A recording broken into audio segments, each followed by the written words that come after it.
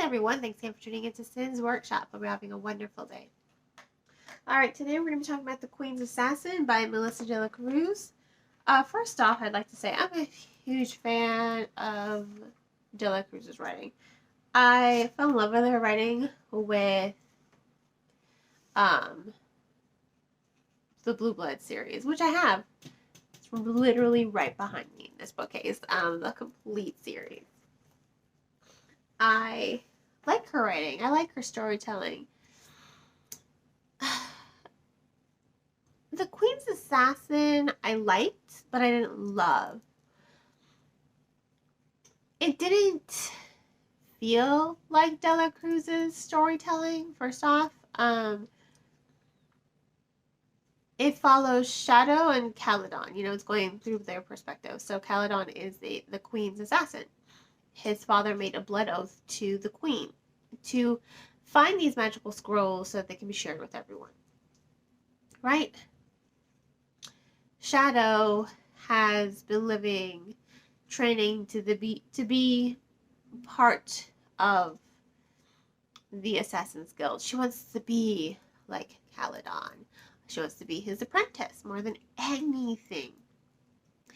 And instead, her mother wants her to fulfill her birthright and be part of the royal court. She doesn't want that. So she runs away from home. She brings Caledon out of prison, which the guild was going to do anyway. They were just taking their sweet time. Again, he is the Queen's assassin, so he is privy to a lot.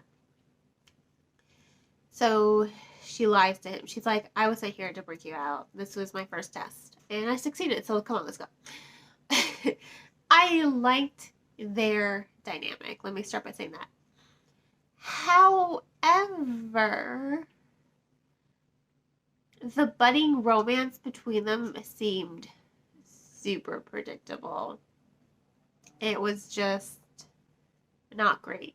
Because I didn't really feel like these two should be, I didn't feel like they should be romantic interests. I like them as friends. I really do think they had a good camaraderie between them in their dialogue and in their whole journey to get from one kingdom to another kingdom to try to find these scrolls, because that's what he's bound in life to do by his father. He has to get these scrolls, right? And it's a blood oath, so he can't leave. He is bound in service, and if he has kids, they're going to be bound in service. And the cycle's going to continue until they get these damn scrolls for the Queen. And she was very selfish to enact this blood oath.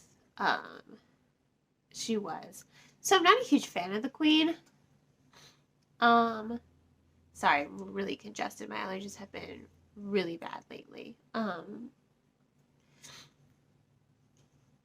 I didn't like her. I felt like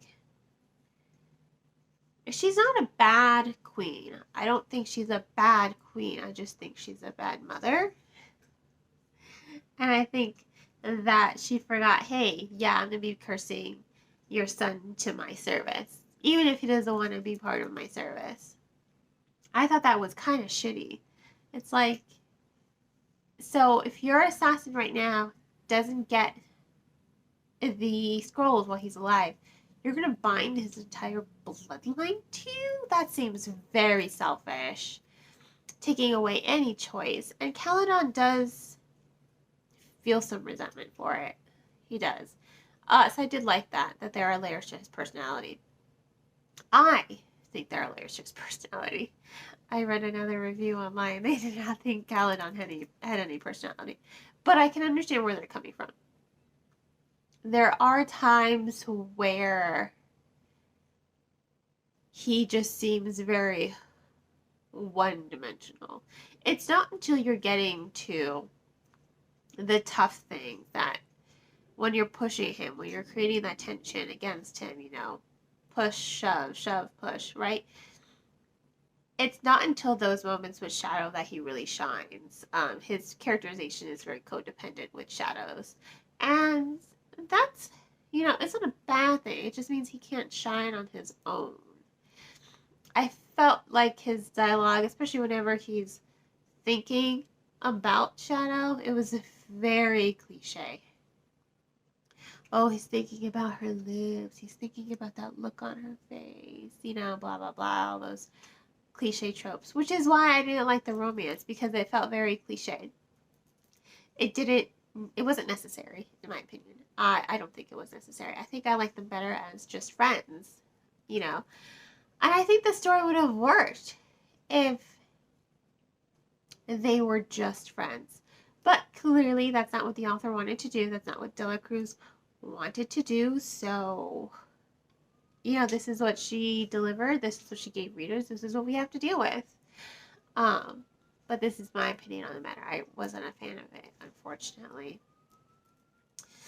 I just feel like at the end of the day, the story was forgettable. It's not as memorable to me as Blue Bloods. You know, Blue Bloods was really unique. You know, fallen angels, they're vampires. This is what they're cursed to do, to be, for rebelling against God. You know, I liked Blue Bloods so much. And I just think this story wasn't up to par with that, because it felt very tropey. Lots of fantasy romance tropes that unfortunately made the story very predictable. At the end, that plot twist, I was just like, yeah, I saw that coming really early on, to the point where I'm kind of questioning, is it really a plot twist? I'm like, I swore they mentioned this earlier. Like, that was me. I'm just like, this is supposed to be a plot twist? Like, I swore they mentioned it early on in the story. I was just like, what? This is supposed to be your big plot twist, your big reveal at the end of the story. It wasn't. Again, saw it coming really early on, like from the beginning, pretty much. It was super predictable. Very cliche. Sorry, Dela Cruz. And I normally love Melissa Dela Cruz's work.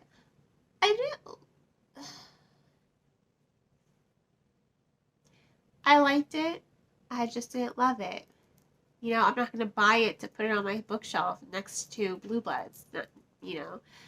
So thank you, publisher, for giving me an arc of this one and The Queen's Secret, which I'm currently still in the middle of reading.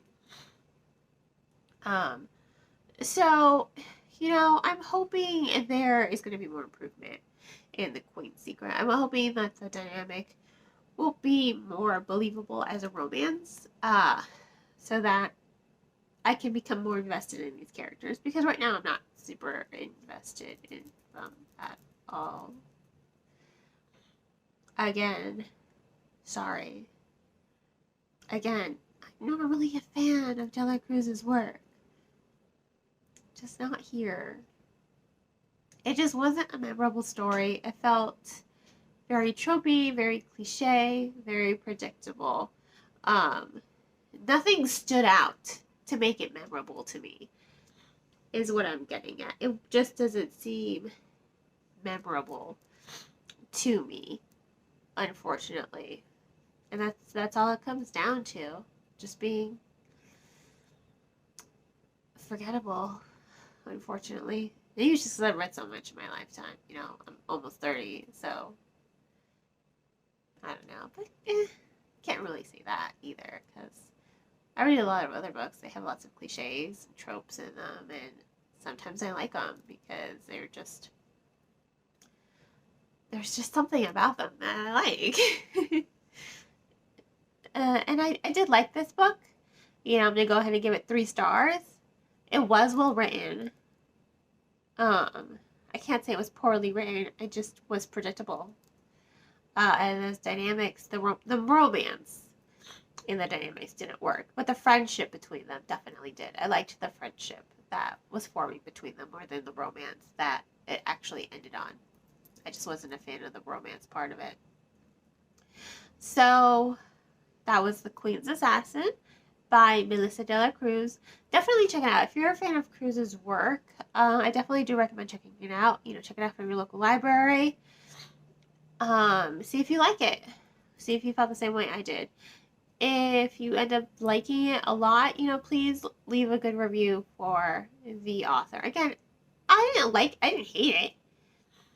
I just get bored thinking about it. It wasn't memorable, unfortunately, but when I was reading it, I did enjoy it. I wasn't put off by it. I wasn't just like, I wasn't just confused. It was easy to follow. It's easy to read. Definitely, I think catered more toward young adult than new adult. So I would say I would recommend it just to pick it up to read it, especially if you like Dela Cruz's work. I like the history in the story as well. I thought the history was really well done. I want to know more of the history, and we're getting a little bit more of the history in the Queen's Secret, which is why I'm liking it a little bit more. But ultimately, just 3 stars. I wish I could give it more. I wish I could give it 4 stars, but it's a 3-star book. It wasn't her best. Definitely not her worst, though. So really do recommend checking it out. On that note, I hope you all will continue to support me by liking this video and subscribing to my channel and sharing with all your book loving friends. I hope you all have a great rest of your day, and as always, happy reading.